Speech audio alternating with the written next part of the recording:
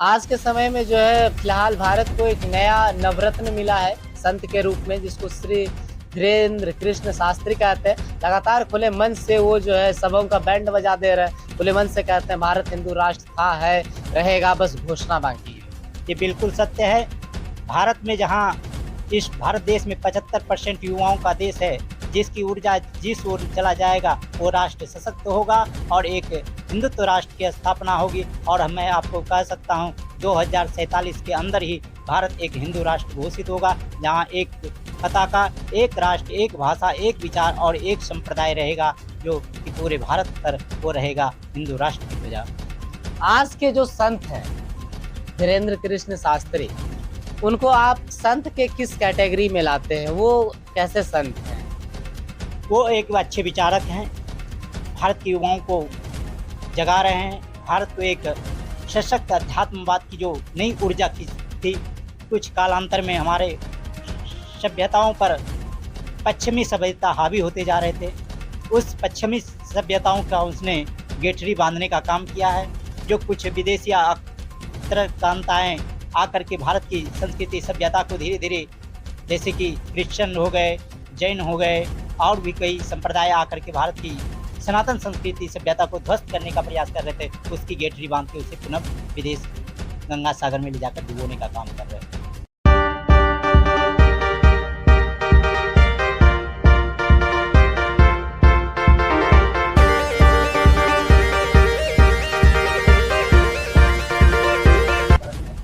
नमस्कार। लगातार पिछले 6 दिनों से कलगीगंज यानी कहलगांव पूरा धर्म की गंगा में स्नान कर रहा है और इसी धार्मिक प्रयोजन को सफल बनाने के लिए इसमें आचार्य श्री आए हुए हैं। हम उनसे खास बातचीत करेंगे और धर्म से संबंधित कई सारे प्रश्न पूछेंगे। तो आइए उनसे सीधी बातचीत करते हैं। महाराज जी, सबसे पहले आप अपना नाम बताइए। आचार्य श्री शंकर दास जी महाराज, श्रीधाम अयोध्या अवध। महाराज जी, सबसे पहला प्रश्न यही है, आज के समय में आखिर युवाओं को डायरेक्ट सीधे शब्दों में बताया जाए धर्म क्या है? धर्म धारणा संप्रचार का आया वर्ता ऋषि सतमान। धर्म धारण करने की चीज़ है। धर्म क्या है? हम किसी भी चिंतन चलित और व्यवहार को यदि तीनों को सम करके अपने जीवन में धारण करते हैं, वही धर्म है। जैसा हमारा चिंतन होगा वैसा हमारा चरित्र होगा, वैसा हमारा व्यवहार होगा। धर्म का एक ऐसा मार्ग है जो कि धारण कर लेने से हमारा मार्ग सुखी, समुन्नत और उत्कृष्ट होता है। लगातार हिंदू धर्म पर आघात होते होते अब नए कुछ ऐसे शब्द आए हैं। लोग कहते हैं कि हिंदू एक धर्म है और जो बाकी है वो संप्रदाय है। तो धर्म और संप्रदाय में अंतर क्या है? धर्म जो है वो सनातन है और हिंदू जो है वो एक जाति वर्ग है। हिंदू धर्म नहीं है, हिंदू एक वर्ग है। जैसे 4 वर्ग हैं, हिंदू, मुस्लिम, सिख, ईसाई, ये वर्ण व्यवस्था है। और धर्म जो है वो सनातन, शाश्वत और अखंड है। सनातन धर्म अनादि था, अनादि है और अनादि रहेगा। इसे कोई न खत्म कर सका है, न कोई खत्म कर सकेगा। यदि आज के युग में देखें, आज के परिप्रेक्ष्य में देखें, बहुत सारे ऐसे हिंदू धर्म के अनुयायी हैं जो धीरे धीरे हिंदू धर्म से विमुख हो रहे हैं। आज के युवा अपने धर्म से विमुख हो रहे हैं, जबकि दूसरे वर्ग के जो लोग हैं वो उससे काफ़ी जो है आकृष्ट रहते हैं, उसके कार्यों में, उसके कार्यक्रमों में संलग्न होते हैं। वैसे युवाओं के लिए आप क्या कहेंगे और इसका क्या निदान है?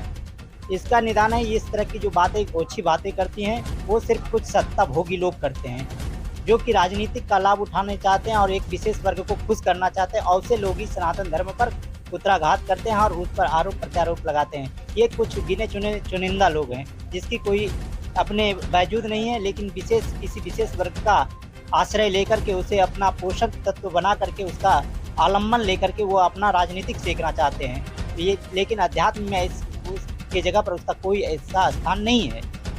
आपके शब्दों से ऐसा लगता है कि कहीं ना कहीं वर्तमान राजनीति पर आप कुछ जो है कटाक्ष करना चाहते हैं। स्पष्ट शब्दों में बताएं कि आज की वर्तमान राजनीति को यदि हम देखें, आप किनको सर्वश्रेष्ठ मानते हैं? किनको, आपको किस स्थिति में भारतीय राजनीति दिख रही है? भारतीय राजनीति एक सनातन राजनीति की ओर धीरे धीरे बढ़ता जा रहा है, जिसका नेतृत्व देश के एक तपस्वी योगी, देश के माननीय श्री नरेंद्र मोदी जी के हाथों में है, जिनके हाथों में यह पूरा भारत सुरक्षित है, अखंड है और शाश्वत है। जब तक सत्ता इनके हाथों में है, भारत की सनातन सभ्यता सदा पताका फहराती रहेगी। इसे कोई झुकाने वाला नहीं है।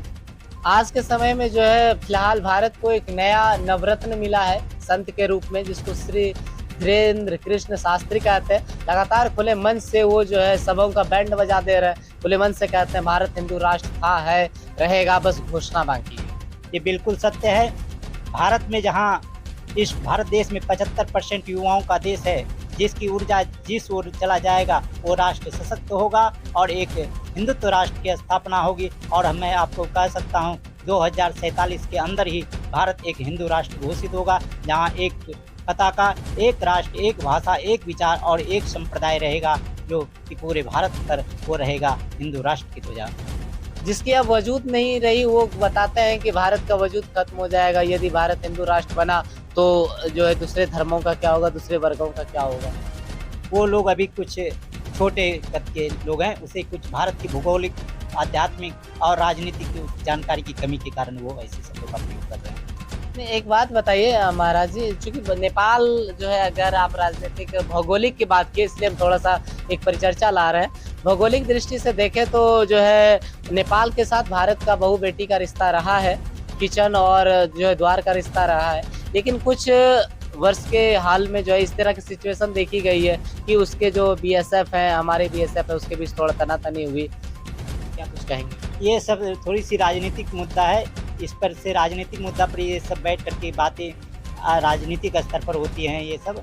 और जो है रही नेपाल की बात, नेपाल हमारा पड़ोसी राष्ट्र है, अच्छा है।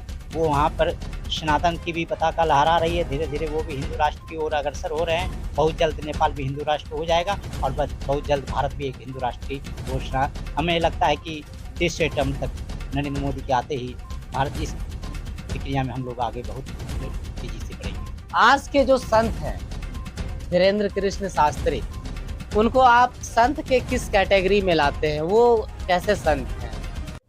वो एक अच्छे विचारक हैं, भारत के युवाओं को जगा रहे हैं। भारत को एक सशक्त अध्यात्मवाद की जो नई ऊर्जा की थी, कुछ कालांतर में हमारे सभ्यताओं पर पश्चिमी सभ्यता हावी होते जा रहे थे, उस पश्चिमी सभ्यताओं का उसने गेठरी बांधने का काम किया है।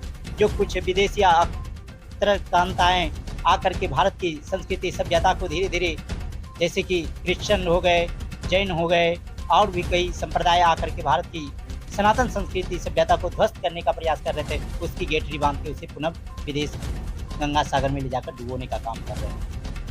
आज के उस हवा के बारे में क्या कहेंगे, जहाँ पर किसी एक संत के कार्यक्रम में 5-5, 6-6 लाख लोग उमड़ रहे हैं, ऑक्सीजन लेवल कम पड़ जा रहा है, डॉक्टरों की पूरी टीम लगानी पड़ जा रही है, धूल उड़ रहा है।